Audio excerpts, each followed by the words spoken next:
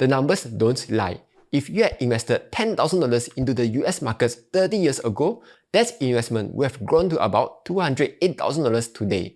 In contrast, the same $10,000 placed into an international index fund would be worth only around $108,000. That's less than half the return, which is like quite sad. Therefore, it's no surprise then that Warren Buffett often recommends simply buying the S&P 500, and for many investors, it seems like an obvious choice. Yet, when you look at investing forums or listen to global-focused investors, you will notice a different perspective. Many argue for diversification through international funds, suggesting that sticking purely to the US might not be the safest or smartest choice for the future. Which begs the question, if the US has been such a clear winner, why should investors still consider international stocks? To answer that, let's look at some of the arguments in favor of sticking only with the S&P 500.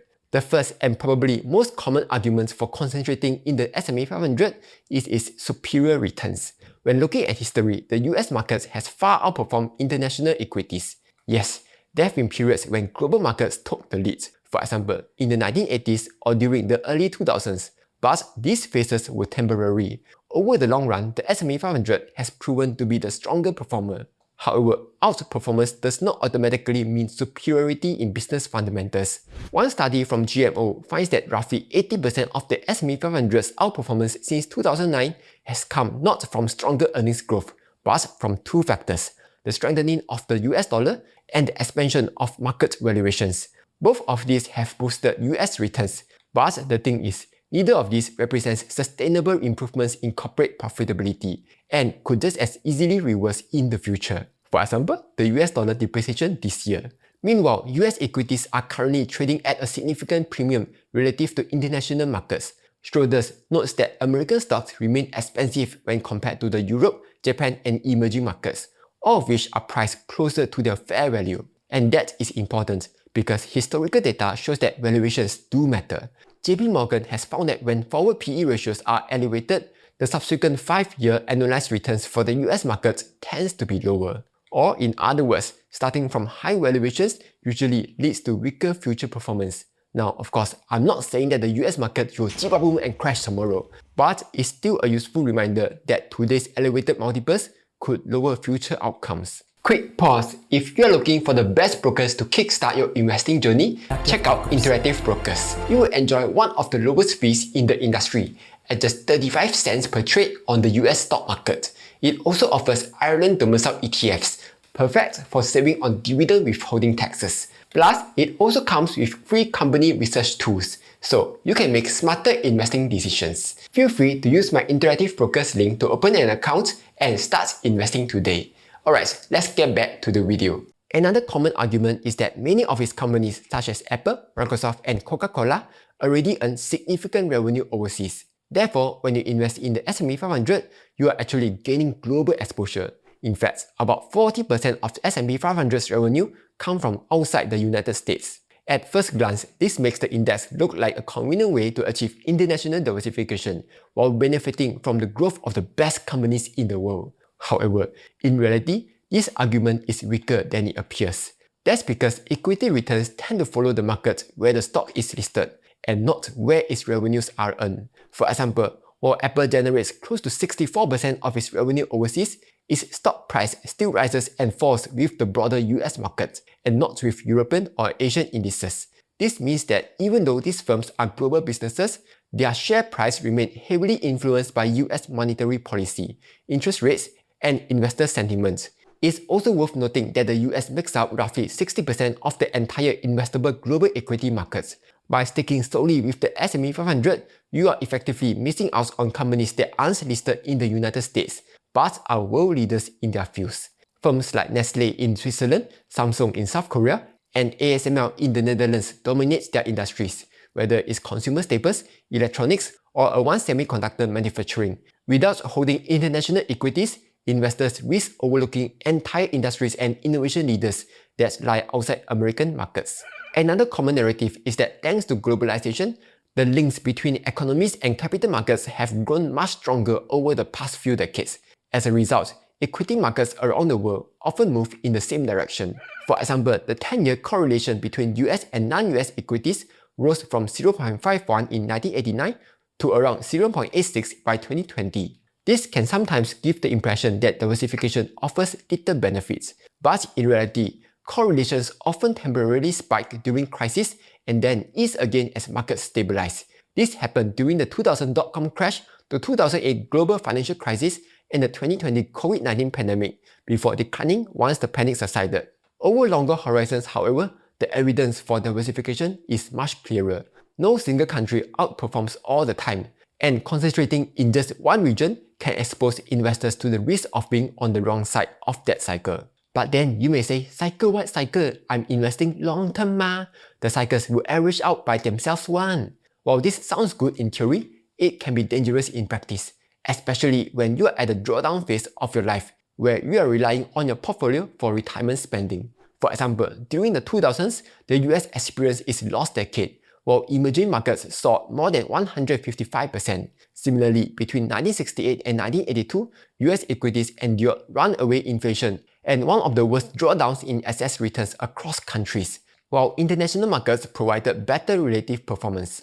Additionally, over the past century, investors concentrated in single markets have sometimes seen their portfolios devastated by geopolitical shocks, debt crisis, or hyperinflation, while diversified investors remain resilient, and the US is no exception. For retirees who needed to draw income during those years, being US only would have meant selling assets and locking in losses, something that a globally diversified portfolio might have avoided.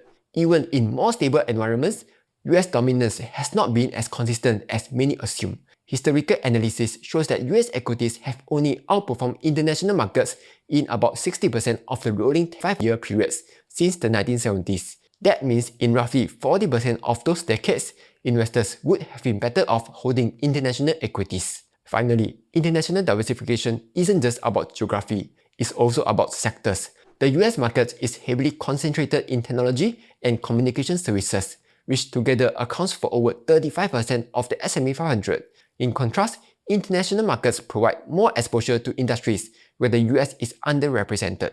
By sticking only with the S&P 500, investors risk missing exposures to these sectors that are essential to the future of global growth, such as financials, industrials, and materials. Now, before I sound too much like an international fund salesperson, let me also mention the risk of investing in international funds. For one, political and regulatory instability can have an outsized impact on foreign markets.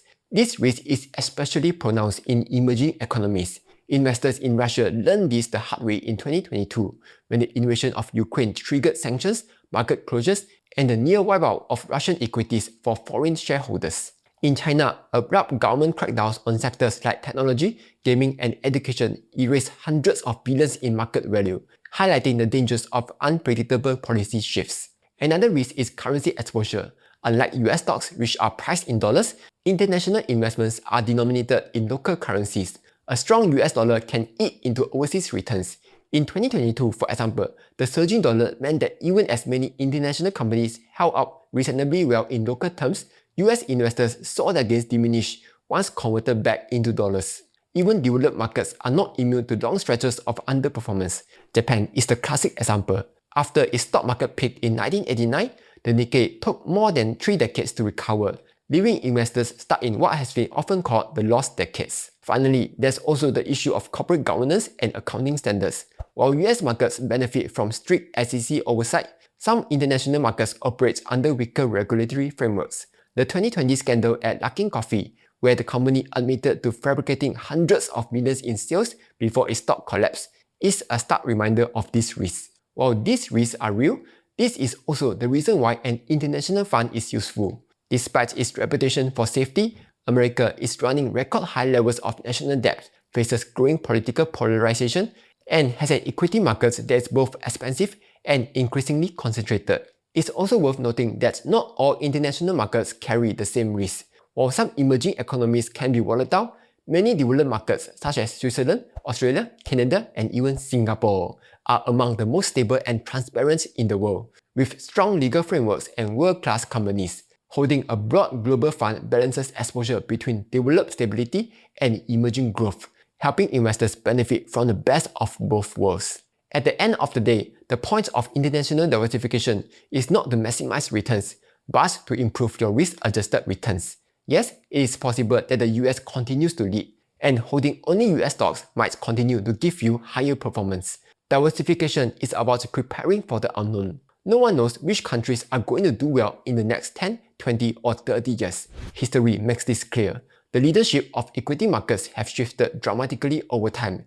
In the 1900s, the UK market made up nearly 25% of global stock market capitalization, while the US was just 15%. Today, the US accounts for over 60% of the global market, while the UK has fallen below 5%. The same applies to sectors.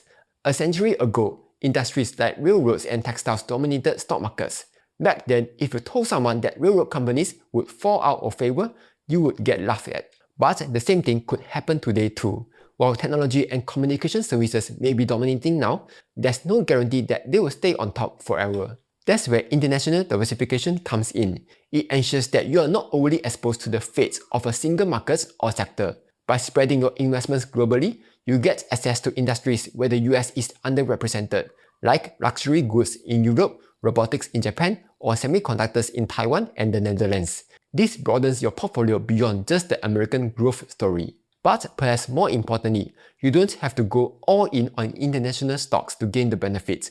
By simply shifting from a 100% US portfolio to one that's say 80% US and 20% international, historically, you will be able to reduce your portfolio's volatility, improve diversification, while underperforming the US-only portfolio by less than 1% a year on average. In other words, you give up very little in returns, but you gain a lot more resilience. The future is uncertain. The US may continue to dominate or maybe not. What diversification gives you is a peace of mind. It prepares your portfolio for a wide range of outcomes, helps protect you from over-concentration, and keeps you invested for the long run, without having to bet everything on a single country or sector.